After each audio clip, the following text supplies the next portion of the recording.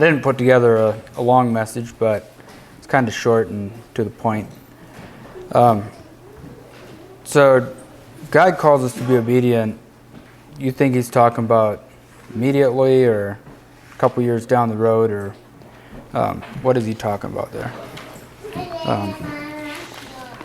I don't have the exact reference, but in Deuteronomy it said obedience is blessed and disobedience is cursed. So that's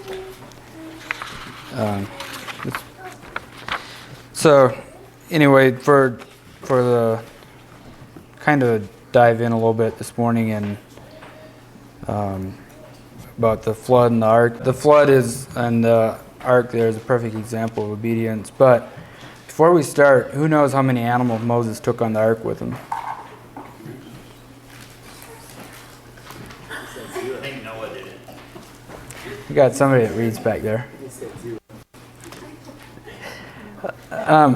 So it said Noah, I'm not going to read the whole thing, but Noah was a righteous man in his time. And God spoke to Noah and he said, go out and build an ark. What did Noah do? He didn't say, well, maybe I should wait 10 years. Let's wait around 10 years, see if we get some rain by then, and if we get rain, I'll go build an ark. He just went right out there and started working. And at first he had help. He hired people to help him cut down the trees and stuff, but as time went on, people started making fun, but he didn't quit. He just kept right on going and right on working, and 120 years later, he was finally done. So, and I'm not sure, it said he was 500 when he started building the ark, but I'm not sure if he already had 3 sons then. It just said in his 5th century, he was given 3 sons. But I don't know, was he already working on the ark when they were born or not? But anyway, they went on the ark, and it rained for 40 days and 40 nights. And after that, the wind blew and dried up a little bit, and the ark hit a mountain, and there they sat. And he asked God about coming out, and it was a whole year before they were able to come out. So in that time frame, I think would be a little questioning. So the ark was measured in cubits. Who knows what a cubit is? It's approximate. So an actual cubit in those days was, they measured from their elbow to the tip of their middle finger.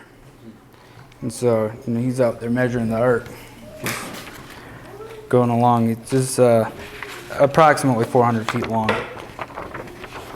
Another thing that I just found was the ark had the same amount of space as 250 railroad cars. Like the same amount of storage. So if you think a little bit how long that took to build by hand, there's no wonder it took 120 years. But in Genesis chapter 8 it says, and God remembered Noah and every little living thing that was, and all the cattle that was with him in the ark. And God made a wind to pass over the earth, and the fountains also of the deep and the windows of the heaven were stopped, and the rain was restrained. Okay, in verse 20, and Noah built an altar unto the Lord, and took of every clean beast and of every clean fowl, and offered burnt offerings in the air on the altar. And the Lord smelled a sweet savor, and the Lord said in his heart, I will not again curse the ground any more for the man's sake, for the imagination of man's heart is evil from his youth, neither will I again smite any more every living thing as I have done. So we still see rainbows to remind us of that. But I was just thinking about that a little bit. What if Noah would have said, just let's give it a couple years, or what if he wouldn't have been immediate obedience? We don't know how God talked to him. We don't know, was it, just he was outside and he just started talking, or was it in a dream? We don't have anything on that. Another thing I found very interesting is they never found where the ark landed. They have approximate locations, but the mountain where they think it landed is under snow, and it says the snow never melts, and it keeps piling up every year. It gets deeper. So it could very well be buried on the mountaintop. I thought that was pretty interesting. With that, I don't think that's an accident. Like I think that was meant to be. But it says Noah was a righteous man, but he was human just like all of us.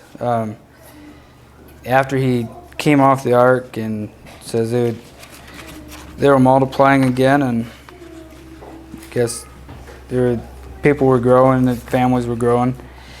And in chapter 9, verse 20, it says, Noah began to be an husbandman, and he planted a vineyard, and he drank of the wine and was drunken, and was uncovered in his tent. And when Ham, the father of Canaan, saw the nakedness of his father, he told his two brethren without, and Shem and Japheth took a garment and laid it upon both their shoulders, facing the other way, and covered him. When Noah awoke, he was very upset with Ham, and so he cursed his children, because I guess he probably woke up and had a hangover and was kind of cranky on the whole deal, and this, he probably upset that everybody found out. But he cursed his children, and Canaan ended up to be a servant, which he was never involved. So anyway, he got the blame for his father. But anyway, I want to open it up, and if anybody has anything to chime in here, just feel free at any time.